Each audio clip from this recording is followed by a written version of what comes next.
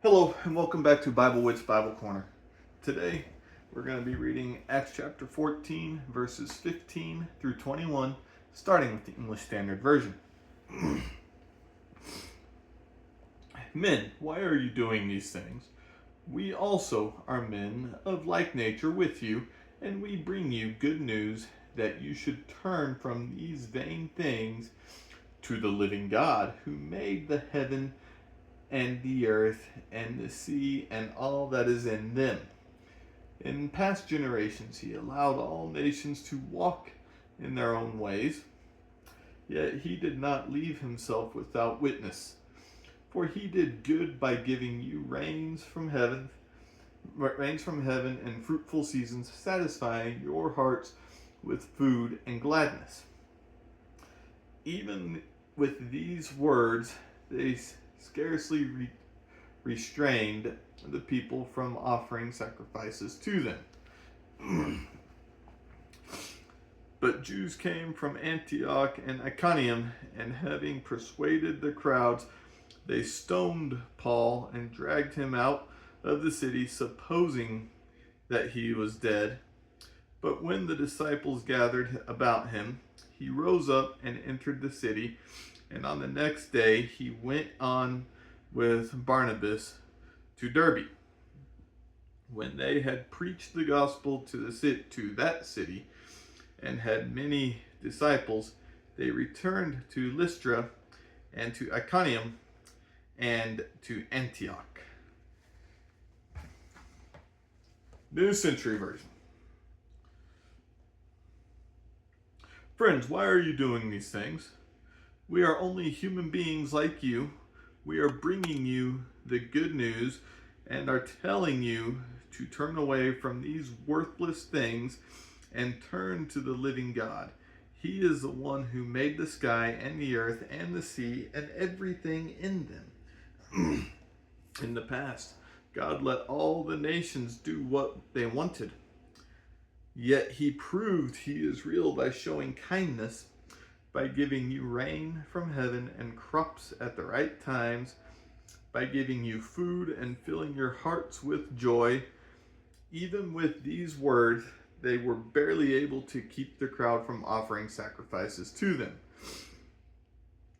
Then some evil people came from Antioch and Iconium and persuaded the people to turn against Paul, so they threw stones at him and dragged him out of town, thinking they had killed him.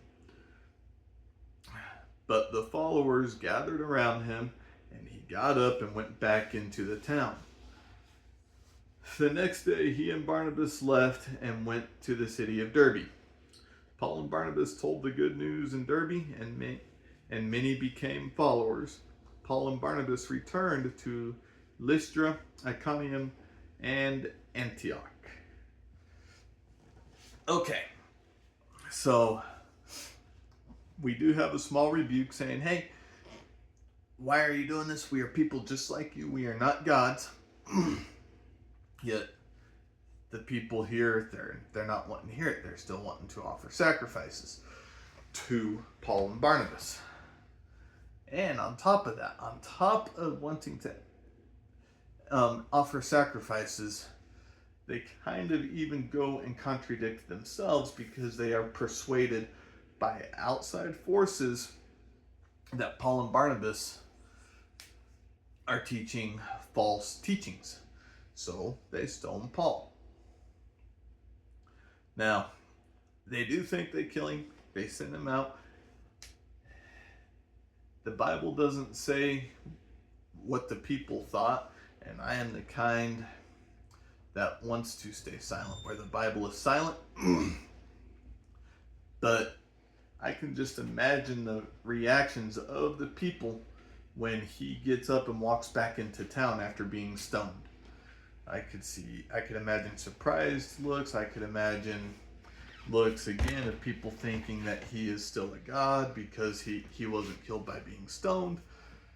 All sorts of reactions probably happened. But again, the Bible is silent there. It doesn't talk about their reactions. So even though I said that those are my assumptions, I do try to be silent where the Bible is silent. Now, Paul and Barnabas continue on to Derbe. They preach the good news in Derbe.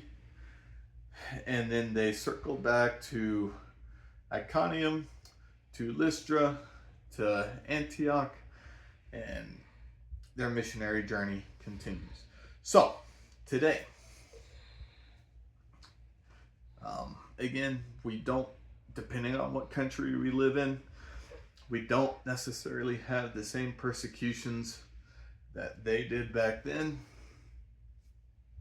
Some countries today have probably the same. Some countries today probably have worse. I don't know.